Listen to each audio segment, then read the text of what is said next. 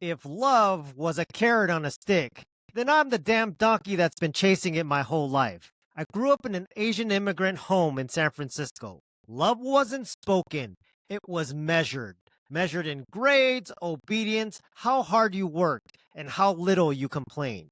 You bring a 97 home on a test, dad says, "Where's the other 3%?" We all laughed about that line at family dinners, but deep down, that's where it starts. That's where you learn that love must be earned. That's where the first carrot appears. In our culture, love hides behind service. My parents didn't say, "I love you." They showed it with long hours, full plates, and endless sacrifice. My mom would cut fruit at night and leave it on the table for me. That was their way of saying it. But here's the thing. When love always comes after effort, you stop believing you're worthy just as you are. And that belief, that deep wiring, becomes the foundation of my adult life. Because when you grow up believing service equals love, you end up serving everyone except yourself.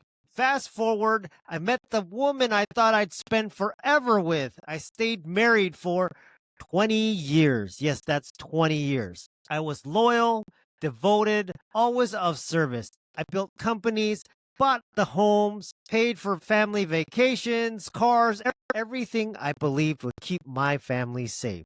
I thought this is what love looks like. You provide, you protect, and show up. And one day she'll finally say, "I see you." But she never did. What I got instead was that adult version of that carrot. My ex-wife was a narcissist. And that carrot became, "If only we had a bigger house. If you only made more time for the kids. If you only tried harder, show up better for me, and more." And just like that, I was a kid again. I believed her. I kept chasing love through performance. Here's what I didn't know then. It wasn't love, it was a trauma bond. A cycle of highs and lows that train your nervous system to confuse intensity with intimacy. One day she'd say, "You're the best father in the world." The next, she'd tell the kids, "Your dad doesn't care about us." And when you're trauma bonded, you start believing both. You start apologizing for things that weren't even yours to fix. I kept trying to earn back peace by working harder, giving more, shrinking smaller, until the day she weaponized the one thing I loved the most, our daughters. Through gaslighting and manipulation, she turned them against me. Parental alienation at its finest. Three grown daughters that won't talk to me for now. And if you're a father going through this right now, you know the pain cuts deeper than anything on earth because you didn't just lose your marriage, you lost your family and your reflections in their eyes. After the divorce, everything collapsed financially, emotionally, physically. The house was gone, the marriage gone. Even my purpose felt gone. I hit zero, and let me tell you, zero is terrifying. But it's also holy because zero strips you of illusion. No pretending, no more chasing, just silence. The first night alone, I sat in my apartment. No voice, no demands, no chaos. Just me, and for the first time, I realized I had no idea what peace sounded like. Because I had mistaken chaos for connection my whole life. See, the problem wasn't her anymore. It was the pattern.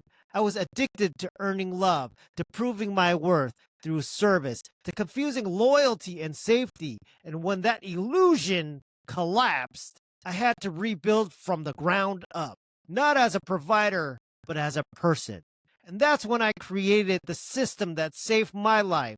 Accept, adapt, rebuild. Accept that what you call love was a pattern of survival, that being the fixer, the hero, the savior wasn't love. It was fear in disguise. You were afraid to be unneeded. Then I adapted to stop performing, start being, meditate, sit in silence until it stops feeling like punishment.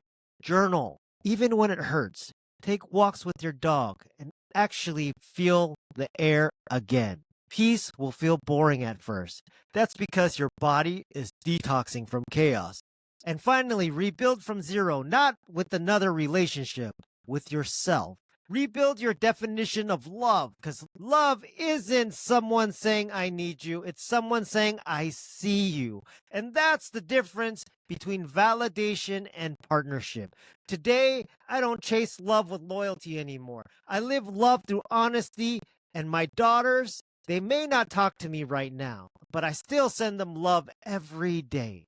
Because love doesn't stop when communication does. It changes form. I know one day when they're ready, they'll see the truth, not from my words, but from the consistency of my healing. Because peace is contagious and healing is generational. You might have lost your home, your marriage, your identity, but brother, you haven't lost your chance. You can get to start again stronger. If you were raised to believe love is a reward, you're not broken.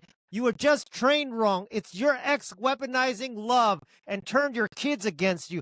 You're not alone. You were just caught in the same system that told all of us men to earn what was never meant to be earned. Now it's your turn to break that cycle. So drop a comment below. Which stage are you at? Accept, adapt, or rebuild? This is Rebuild Dad, where we stop chasing carrots and we start rebuilding again stronger.